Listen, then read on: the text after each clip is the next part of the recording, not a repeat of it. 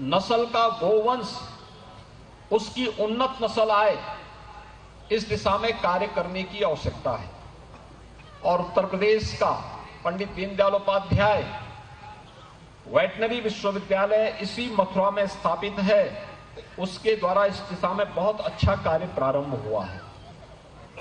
दूसरा, हमारा प्रयास होना चाहिए कि गाय आज के दिन पर बड़ी मात्रा में, आपने देखा होगा कहीं भी आप जाएंगे, वे निराश्रित होकर के सड़कों पे घूमती है।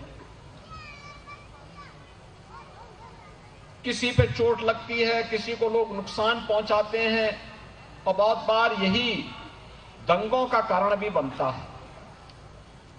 ये गोवंश के लिए राज्य सरकार ने और भारत सरकार ने तमाम उसके संरक्षण के लिए तमाम योजनाएं चलाई। उत्तर प्रदेश सरकार ने के द्वारा निराश्रित गौ आश्रय स्थल प्रारंभ किए गए। 9 लाख से अधिक गोवंश वर्तमान में हमारे उत्तर प्रदेश के गौशालाओं में हैं, जिनका हम देखभाल कर रहे हैं।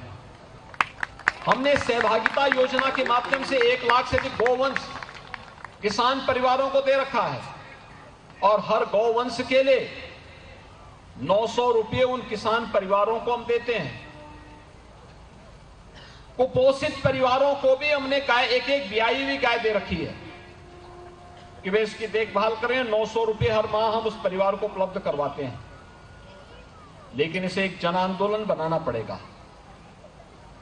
न भारतीय नस्ल का गोवंश सुरक्षित रहे, इसके संरक्षण के साथ ही इसकी नस्ल को सुधार करने की दिशा में वेटनरी विश्वविद्यालय के साथ मिलकर के हमें सार्थक प्रयास को आगे बढ़ाना होगा। दूसरा, दुग्ध लेने के साथ ही, डेयरी स्थापित होने के साथ ही हर गांव में महिला स्वयंसेवी समूह के माध्यम से दुग्ध समितियों का गठन करना, जो दुग्ध कलेक्शन कर सकें घर घर से। और दुग्ध कलेक्शन करने के साथ ही हमें इस कार्यक्रम को भी इसके साथ जोड़ना पड़ेगा कि वह डेयरी में पहुंचे दूध, जितनी खपत है उतनी दूध की खपत की पूर्ति करें। लेकिन दूध की एक छोटे समय तक ही आप उसको सुरक्षित रख सकते हैं। बहुत होगा 24 घंटे तक, 12 से लेकर 24 घंटे से अधिक तक दूध को रखना बहुत कठिन होता है। और इसके लिए मैं चाहूंगा कि अगर हमें किसान की आमदनी को बढ़ाना है तो उससे ज्यादा दाम दही में मिल सकता है, बटर में मिल सकता है, मक्खन में मिल सकता है, घी में मिल सकता है, या दूध से बने हुए उन तमाम उत्पादों में उससे अच्छा दाम मिल सकता है। और इसलिए वैल्यू एडिशन के लिए आवश्यक है हम उसकी प्रोसेसिंग करें।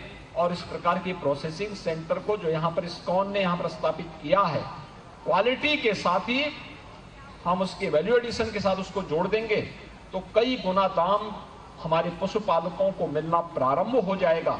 एक अच्छी शुरुआत है। इस्कॉन को मैं इसके लिए हृदय से धन्यवाद देता हूं। भाइयों बहनों, ये धरती तो वैसे भी भगवान के अवतार की धरती है। लोग बड़ी श्रद्धा भाव के साथ यहां आते हैं। भारत से गए हुए सन्यासी वैश्विक मंच पर उन्होंने अपनी एक पहचान बनाई, भागवत धर्म का प्रचार प्रसार किया। और आज दुनिया के अंदर कई देशों में इस्कॉन जैसी संस्थाओं ने भागवत धर्म की जो सेवा की है वो अभिनंदनीय है, अविस्मरणीय है। और इसके लिए मैं इस्कॉन को धन्यवाद देता हूं और स्वामी श्री प्रभुपाद जी को उनकी भागवत धर्म की सेवा के लिए नमन भी करता हूं। हम सबका दायित्व बनता है। ये धरती भगवान कृष्ण और राधा रानी की लीला भूमि तो है ही, ये गौ सेवा की भूमि भी है। और गौ सेवा के कार्यक्रम को आगे बढ़ाने के लिए जो बात यहां पर डॉक्टर लक्ष्मीधर बेहरा जी भी कह रहे थे खारा पानी है, मिट्टी नमकीन है। समाधान क्या है? समाधान दो ही है। बरसात के जल का संरक्षण करना और दूसरा जो यहां पर उन्होंने उपयोग किया भारतीय नस्ल के गोवंश का जीवामृत और घनामृत का छिड़काव करके इस धरती को पूरी तरह किसी भी प्रकार के विष से मुक्त करने के लिए, वह नमकीन और खारा इसलिए क्योंकि विष का अंश उसमें इतना ज्यादा आ चुका है कि वह अब अपने को परिष्कृत करना चाहती है, शुद्धि करना चाहती है। और शुद्धि के लिए घनामृत और जीवामृत सबसे अच्छा माध्यम होगा। ये घनामृत और जीवामृत विशुद्ध रूप से आगे बढ़ सकता है, इस धरती के खारेपन को दूर कर सकता है, जल के खारेपन को दूर कर सकता है। ये दो तरकीबें बहुत अच्छी हो सकती हैं। ठीक है। और इतना बड़ा कैंपस में वह चमत्कार देखने को भी मिल रहा है। आज गाय केवल दूध देने तक ही सीमित नहीं है, इसको हम नेचुरल फार्मिंग से भी जोड़ सकते हैं। मैंने देखा था, आपने इस बार देखा होगा, बरसात 1 महीने लेट चल रहा है। मैंने अपनी आंखों से देखा है, जहां पे फर्टिलाइजर, केमिकल और पेस्टिसाइड का ज्यादा उपयोग हुआ है, अंतिम बरसात पड़ने पर जो नवंबर प्रथम सप्ताह में प्रारंभ हुआ था, 8-10 दिनों तक लगातार बारिश पड़ती रही, उस फसल को नुकसान हुआ।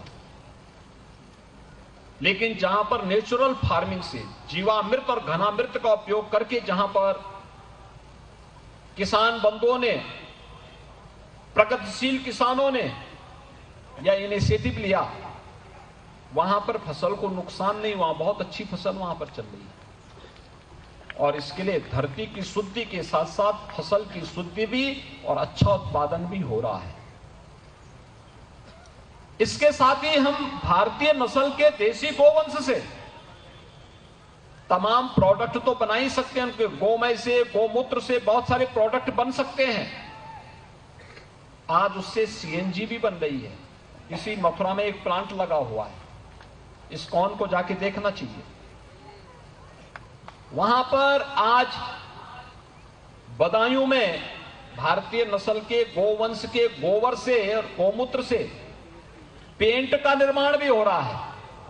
पहले भारत के अंदर हर परिवार अपने घर की पुताई गाय के गोबर से ही करता था, शुद्ध माना जाता था। आज उससे पेंट बन रहा है, पेंट से पुताई करेंगे तो और प्रभावी होगा।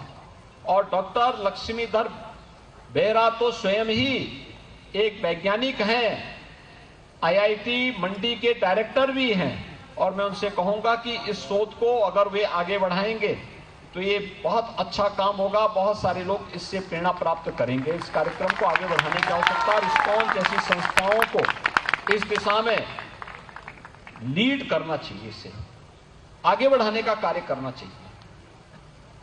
अच्छा कार्य हो रहा है, इसको और अच्छा बनाने की आवश्यकता है, और अच्छा बनाने की आवश्यकता है।